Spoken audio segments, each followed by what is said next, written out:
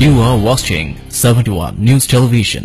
সিলেটের কলেজ ছাত্রী খাদিজার উপর হামলার বিচারের দাবিতে সংযুক্ত আরব আমিরাতের সিলেট বিভাগ প্রবাসী সমিতির উদ্যোগে আবুধাবিতে এক আলোচনা সভা অনুষ্ঠিত হয়েছে। সোমবার সহানীয় তৌহিদ রেস্টুরেন্টের হল রুমে সমিতির আহ্বায়ক মোহাম্মদ বিলাল উদ্দিনের সভাপতিত্বে ও সদস্য সচিব মির্জা ইমামের সঞ্চালনায় এতে বক্তব্য রাখেন বীর মুক্তিযোদ্ধা নজরুল ইসলাম, রেজাউল করিম সুমন, জাহাঙ্গীর খান, মোহাম্মদ জসিম উদ্দিন, স্বপন আহমেদ, এসকে আলাউদ্দিন, ফয়সাল আহমেদ, সরোয়ার উদ্দিন, মোয়াজ্জেম হোসেন সহ আরো অনেকে।